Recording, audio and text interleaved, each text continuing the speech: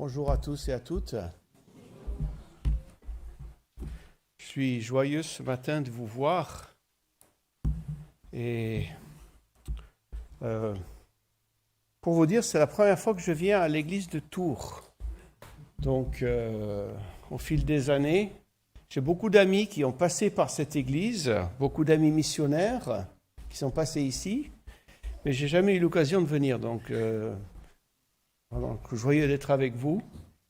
Et on a pu passer un bon vendredi et samedi ensemble avec le conseil. Dieu a béni ce temps, vraiment. Et j'aimerais vous inviter à prendre dans vos Bibles, dans le 8e chapitre de Luc, et on va lire à partir du verset 40. 8 Luc 40.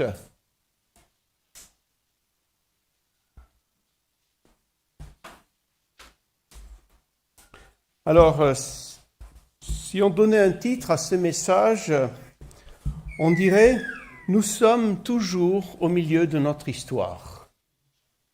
Nous sommes toujours au milieu de notre histoire. Je lis donc à partir du verset 40. « Au moment où Jésus regagna l'autre rive, la foule l'accueillit car tous l'attendaient. Un homme appelé Jairus arriva alors. Il était l'un des dirigeants de la synagogue. Il tomba aux pieds de Jésus et le supplia de venir chez lui. Parce qu'il avait une fille unique, âgée d'environ 12 ans, qui était mourante. Pendant que Jésus s'y rendait, la foule le pressait de tous côtés. Il y avait là une femme qui souffrait de perte de sang depuis 12 ans. Elle avait dépensé tout ce qu'elle possédait chez les médecins, mais personne n'avait pu la guérir.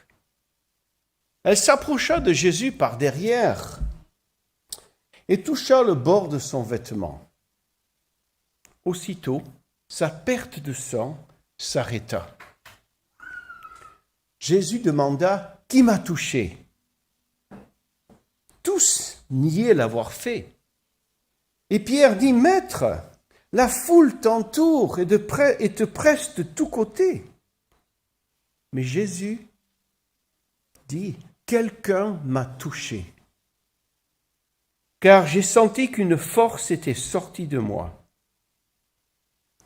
La femme vit alors qu'elle était découverte. Elle vint alors, toute tremblante, se jeter aux pieds de Jésus.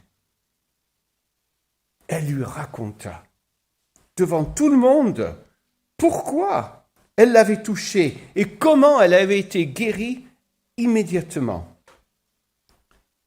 Jésus lui dit, « Ma fille, ta foi t'a sauvée, va en paix. »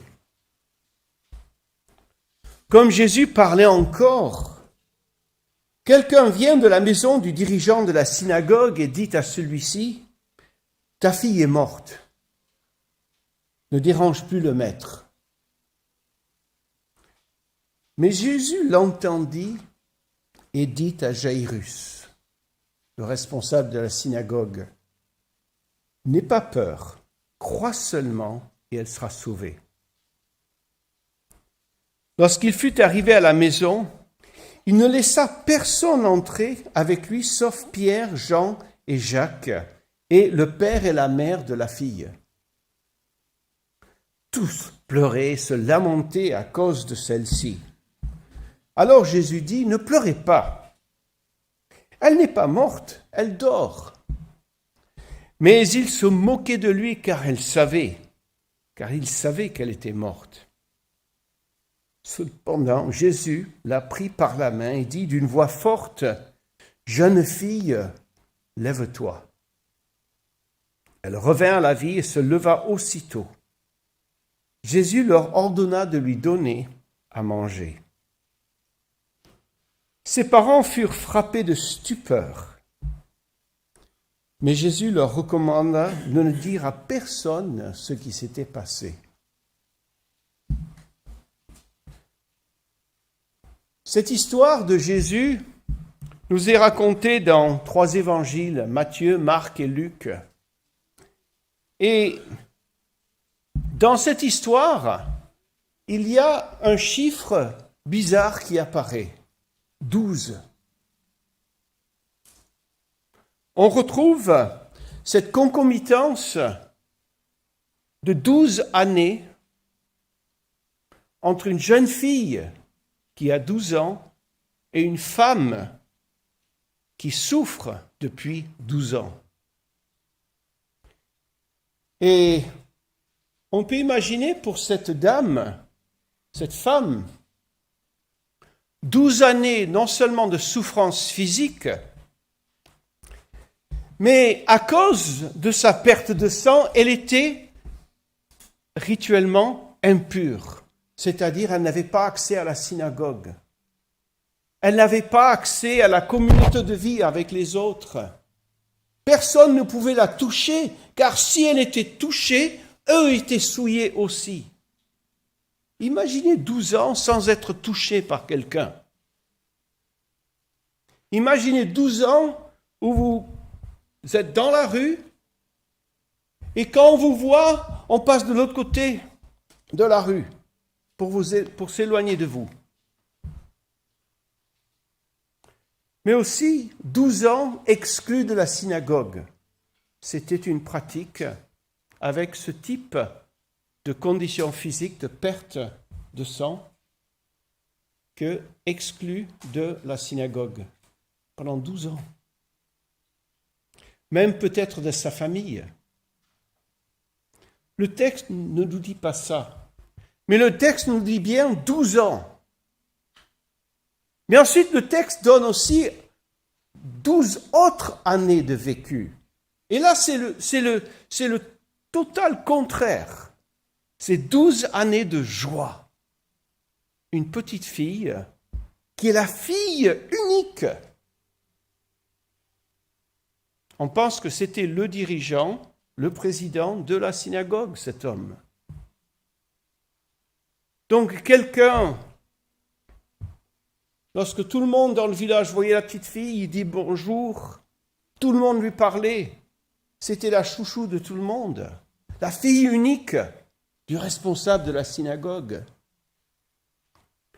Et puis, en ajoutant ce détail de fille unique, ça nous dit quelque chose sur cette famille.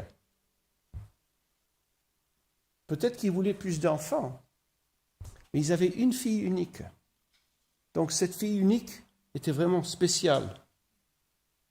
En fait, c'est le même mot qu'on utilise dans une autre histoire sur la mort d'un jeune homme,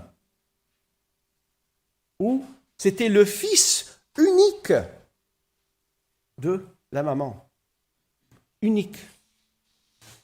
Et cette petite fille, pendant 12 ans, elle est la joie de sa mère, la joie de son père. Et alors, j'aimerais vous demander d'utiliser votre imagination avec moi. Vous savez, quand on regarde ces histoires de Jésus, c'est pas des histoires plates, écrites sur un bout de papier. Ce sont des histoires avec des dimensions humaines, des dimensions d'émotion, des dimensions de psychologie, de caractère, des dimensions de souffrance, d'attitude. Ce sont des dimensions de vie.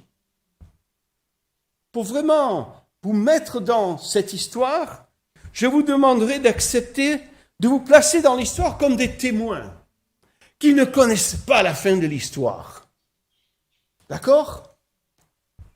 Votre imagination vous aidera à approfondir et à comprendre plus de ce que Jésus a fait aujourd'hui, en vous plaçant dans cette histoire. Vous êtes les témoins. Vous êtes à l'entrée du village lorsque Jésus revient et le village lui souhaite la bienvenue. Et tout le village est là, bien sûr. Tout le village est là. Ça presse, ça grouille. C'est une foule immense. Ils sont tous là. Et alors, vous êtes les témoins. Vous allez suivre l'histoire de vos yeux. Imaginez dans votre tête ces protagonistes, ces caractères, ces personnes qui sont là. Imaginez aussi leur ressenti pendant l'histoire. Alors peut-être ce matin, quand je dis 12 années de souffrance et 12 années de joie, peut-être vous vous identifiez aux 12 années de souffrance. Et vous dites, mais Seigneur, ça fait longtemps. Seigneur, ça fait longtemps que j'attends. Ça fait longtemps, Seigneur. David dit, jusqu'à quand, ô Éternel, m'oublieras-tu sans cesse? Psaume 13. Peut-être, ce matin, c'est votre histoire. Vous êtes dans ces 12 années d'épreuves, de souffrance.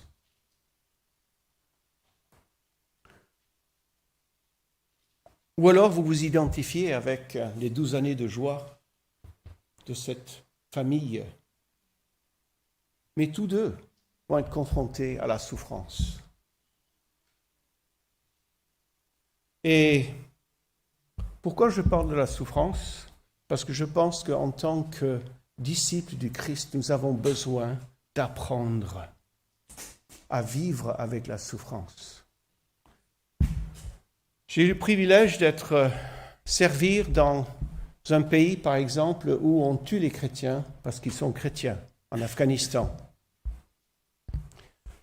Le premier homme qui est venu à Christ au travers de notre service en Afghanistan, en 2004, il a été tué il y a quelques années pour sa foi. Vous ne pensez pas que quand on a un fils spirituel qui meurt, ça nous fait quelque chose de profond? Ça lui a coûté la vie, ce qu'il croyait. Sa foi lui a coûté sa vie.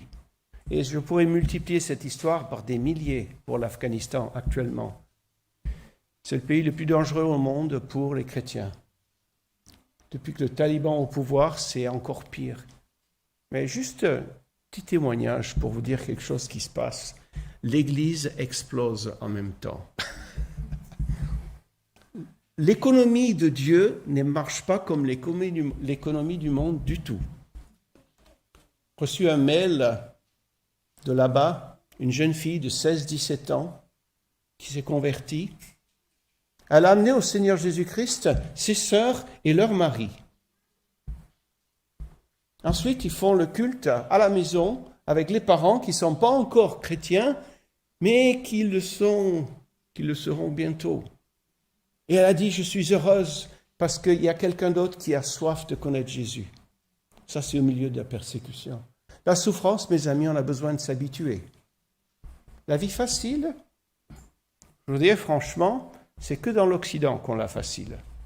Ailleurs, c'est pas comme ça du tout. Et la souffrance. Parfois, on a cette réaction à la souffrance. On lève le bras vers Dieu et on dit, si c'est ça, Dieu, j'en veux pas. On entend toujours, si il y avait un Dieu, il n'y aurait pas la souffrance dans le monde. Mes amis, il y a un Dieu et il y a la souffrance dans le monde. Cette dame, pendant 12 ans, elle a souffert. Et puis, Luc, le médecin, c'est le seul qui a le courage de dire que, en fait, les médecins lui avaient pris tout son argent et personne n'avait pu la guérir. Luc, le médecin, était honnête, parce qu'il connaissait son occupation. Un médecin, qu'est-ce que ça peut faire? C'est Dieu qui guérit vraiment. Et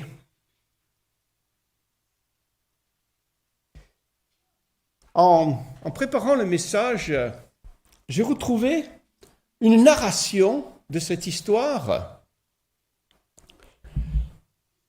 Mais cette histoire d'un angle différent. C'est cette histoire de l'angle de la maman de la petite. Parce que dans les textes bibliques, on ne raconte jamais l'histoire à partir de la femme et comment la femme regarde.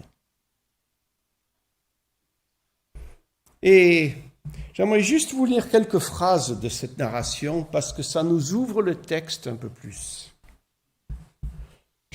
C'est la femme qui parle donc. Je n'oublierai jamais le jour où j'ai rencontré Jésus. Notre maison était pleine de familles, d'amis, de pleurs parce que ma fille de 12 ans était morte dans mes bras. Tout au long de sa maladie persistante, je me sentais si impuissante, avec nulle part où me tourner. Vous voyez, j'avais entendu parler de Jésus et comment il a guéri les gens. Même le fils d'une femme a été ressuscité des morts. Je voulais le trouver. Mais il m'était impossible, en tant que femme du chef de la synagogue de notre ville, de rechercher Jésus seul. Je ne suis même pas autorisée à marcher seule dans la rue, encore moins de chercher un maître rabbin non conformiste. Cela aurait causé la plus grande honte de mon mari, Jairus.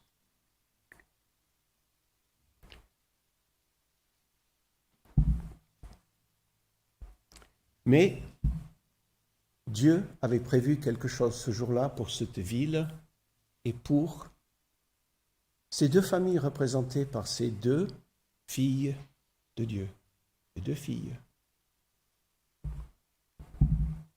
Alors, dans cette histoire, on voit un petit peu comment Jairus arrive à un point où il va devant toute la ville se prosterner à genoux devant un rabbin qui n'était pas accepté par les Juifs. Ayant vécu en Afghanistan et dans les pays musulmans, l'honneur et la honte, ce sont les deux schémas qui guident tout le raisonnement de la vie. Tout ce qui est déterminé de la vie se fait au travers de ces deux choses, la honte ou l'honneur. Et vous savez que la honte, c'est beaucoup plus fort que l'honneur. Parce qu'on va toujours vers cette tendance-là. Qu'un homme comme ça se mette à genoux devant le village, devant Jésus, c'était révolutionnaire. Il allait à l'encontre de toute la culture de son village. Tout le rôle et le rang qu'il avait dans la ville quand il marchait, et tout le monde le regardait avec respect. Tout d'un coup, il a pris la honte. Et pourquoi ? Pour sa fille. Pour sa fille qui mourait.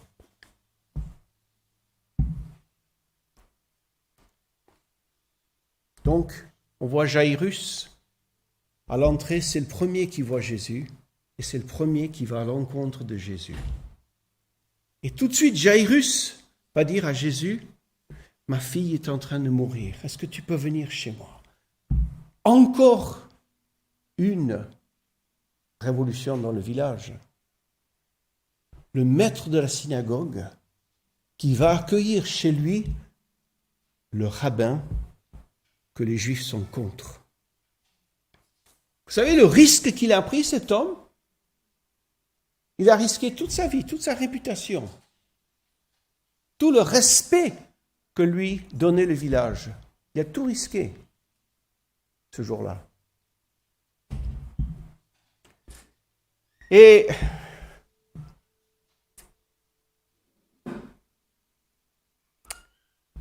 ils sont en chemin vers la maison de Jairus. Vous savez comment c'est dans la foule, hein ? Imaginez un match de foot à la sortie et il y a des gens tout autour de vous. Mais c'était comme ça quand Jésus allait vers la maison de Jairus. Ça grouillait, la foule grouillait autour de lui. Tout le monde voulait se rapprocher, toucher le maître. Voilà, rapprocher, puis toucher. Tout le monde voulait ça. Donc ça grouillait autour de lui. Mais la version parole vivante dit, pour introduire cette petite femme, elle dit « Une personne dans la foule cherche à atteindre Jésus. Une personne dans la foule cherche à atteindre Jésus. Cette femme, elle a une perte de sang, comme je dis précédemment. Et sans savoir, au milieu de la foule, elle est arrivée de derrière lui. Vous voyez un petit peu comment elle se sentait, la femme? Elle croyait que Dieu pouvait la guérir, mais elle ne voulait pas que ce soit devant tout le village. Encore ce schéma, la honte et l'honneur. Et elle arrive de derrière, elle touche la frange de son vêtement, parce que les Juifs avaient des franges en bordure de leurs vêtements. Et elle touche que la frange. Et dès qu'elle touche, Jésus s'arrête. Il dit, « Qui m'a touché? Qui m'a touché ?» Alors bien sûr, Pierre, le disciple pratique, il est là, il dit, « Mais regarde, maître, tout le monde te touche. » Mais il dit, « Non, c'est différent. J'ai senti une force sortir de moi. » Et il s'arrête au milieu de la foule.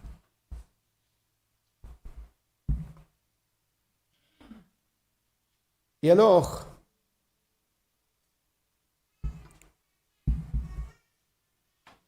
le verset nous décrit vraiment l'état de cette femme quand elle vient à Jésus, quand elle réalise que sa guérison, parce qu'elle savait qu'elle était guérie, sa guérison ne sera pas quelque chose de privé, mais ce sera quelque chose de public, devant tout le village. Tout le village. Verset 47 dit, tremblante, pleine de honte, la femme s'avance, se jeta aux pieds de Jésus et expliqua devant tout le monde. Imaginez ça aussi. Elle explique devant tout le monde qu'elle a une perte de sang depuis 12 ans. Devant tout le monde.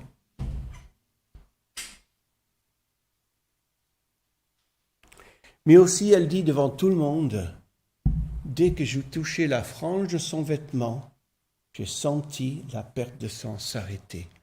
J'ai été guéri. Devant tout le monde. Vous allez peut-être dire, mais Jésus, mais il est dur là. Pourquoi il ne pouvait pas laisser partir la petite femme discrètement? Elle est guérie, sa vie est changée. Parce qu'il y avait en Israël, dans la loi de Moïse, une procédure à suivre pour qu'une guérison soit reconnue. Parce que vous savez, Jésus n'est pas seulement venu guérir cette femme pour son monde privé, il est venu la guérir avec tout le village. Il est venu la restaurer à tous ses amis, à sa famille, la restaurer à la synagogue, la restaurer à la vie de tous les jours, la restaurer à être touchée par des hommes et des femmes. Jésus savait qu'il fallait que, publiquement, elle donne son témoignage. De la part de Jésus, ça peut nous paraître dur, mais Jésus, la guérison de Jésus ici, c'est une guérison totale. Et vous savez, quand Jésus vient dans votre vie, il ne vient pas simplement pour vous sauver.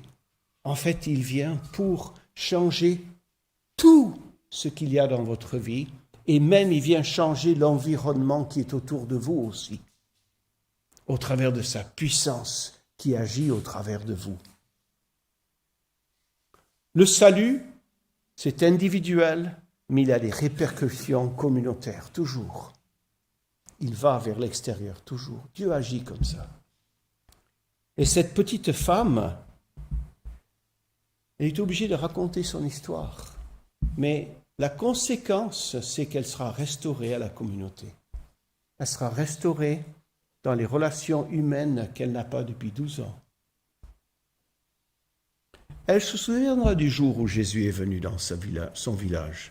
Elle s'en souviendra. C'est le jour où sa vie a été restaurée. quand Jésus est venu dans notre vie, c'est le jour où il est venu nous restaurer, mes amis. Nous étions cassés tous. En même temps, Jésus s'est identifié avec sa honte, parce que lui n'a pas eu peur d'être touché par elle ou de toucher. Alors, il y a quelque chose ici d'extraordinaire. Est-ce que vous savez que c'est la seule fois où Jésus regarde une femme et il dit « ma fille ». C'est la seule fois qu'on a dans les évangiles. « Ma fille, ta foi t'a sauvé, tu es guéri ». Imaginez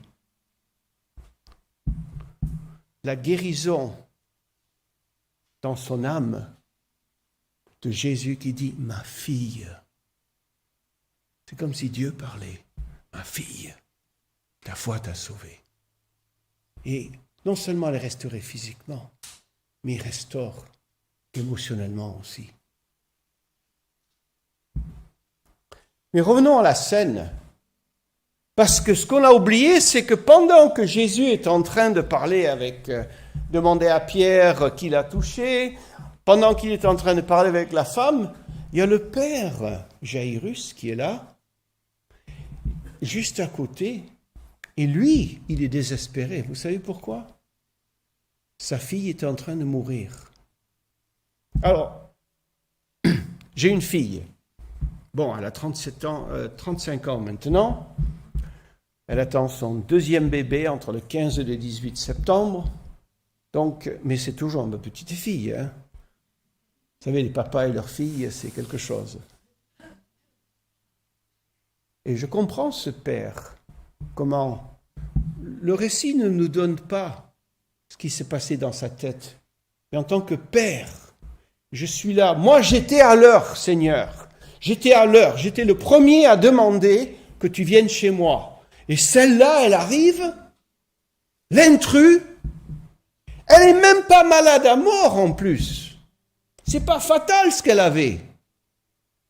Elle va pas en mourir de sa perte de sang.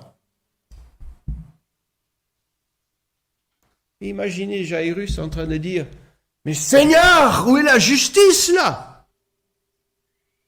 C'est pas juste. Mais le drame de la scène est sans pareil. Hein? Alors, si on faisait ça en cinématographie, on prendrait l'appareil et on reculerait pour voir les trois personnes dans la scène. Jairus, la femme et Jésus. Imaginez le regard. Imaginez ce qui se passait dans les yeux.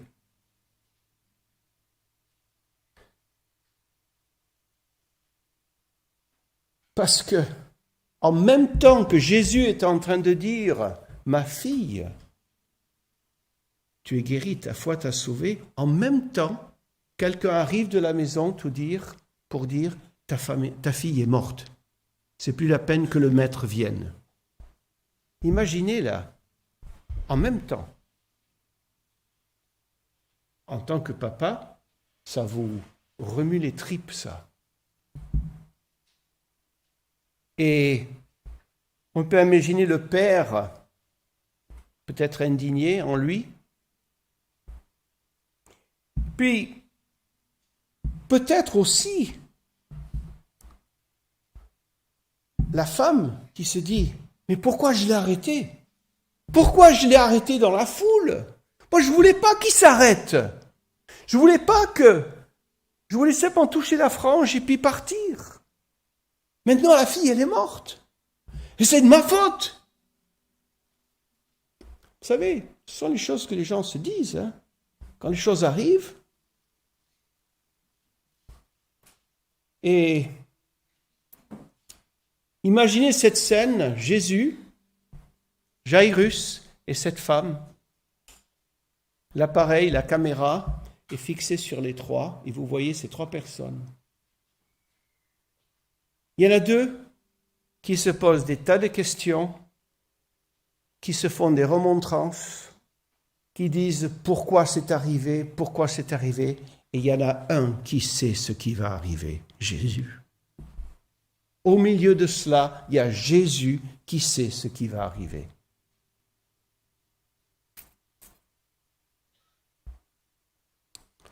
Et à ce moment-là, il se tourne vers Jairus et dit, « Ne crains pas, crois seulement, ta fille guérira. » J'imagine papa dire, « Mais non, Jésus, t'as pas compris, elle est morte, morte, c'est fini. »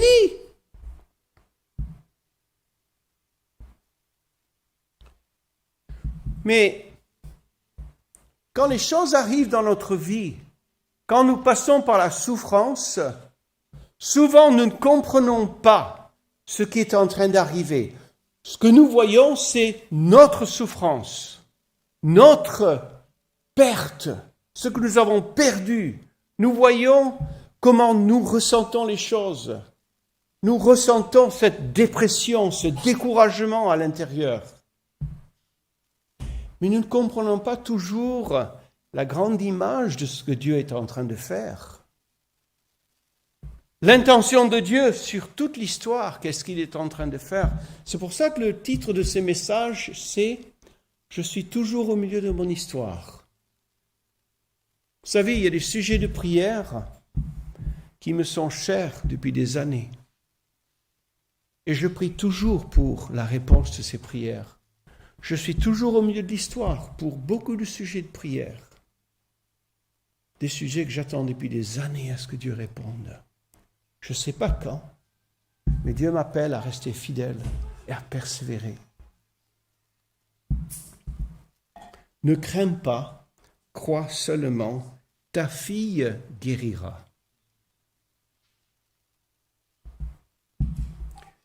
Alors,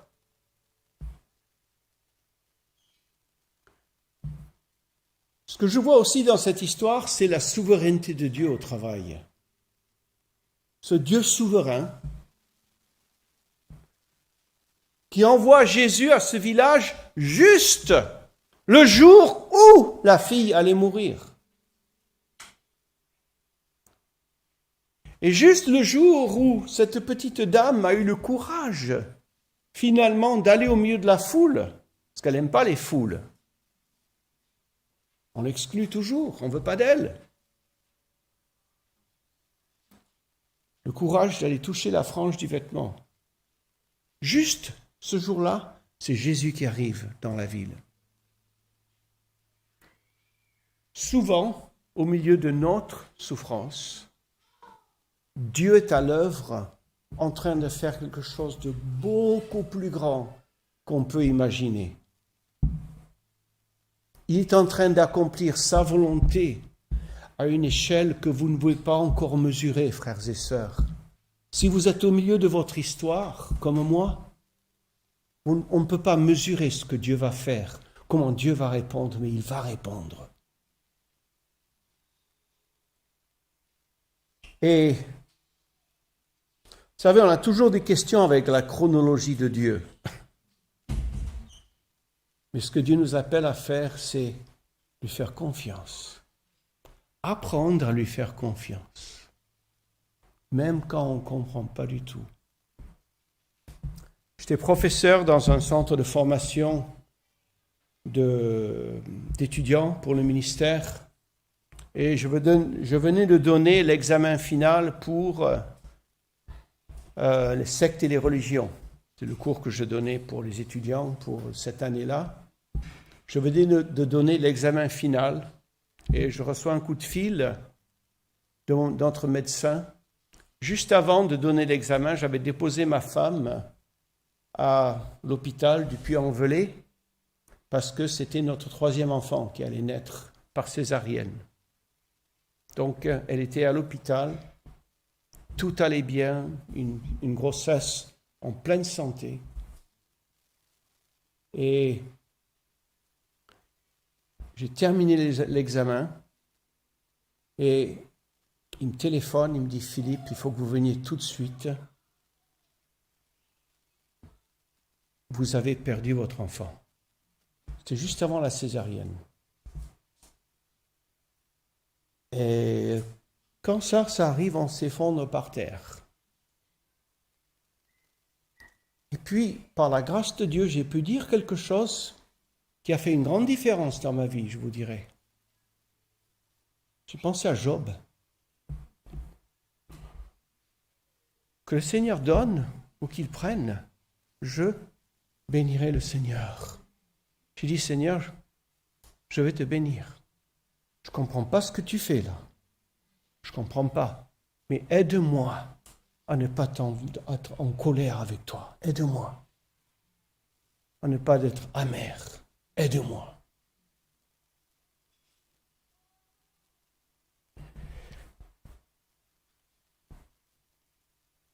C'est un moment qui change toute la vie d'un père, d'une mère, d'une famille, de nos 2 autres enfants. Ça a changé toute notre famille. Mais on a vu Dieu aussi au milieu de ça. Bien sûr, je suis comme David, moi j'attends de rencontrer mon 3e qui est avec son Père céleste, Maurice André. Mais je vis cassé ici, parce qu'il me manque quelque chose ici, sur terre. Je peux vous raconter des histoires de souffrance en Afghanistan avec des frères et sœurs. Une de mes collègues de travail, le dernier projet qu'on a fait avec l'armée afghane, une petite américaine comme Sao, 65 ans. Elle a fait 30 ans d'Afghanistan avec son mari. Son mari Dan était un très cher ami.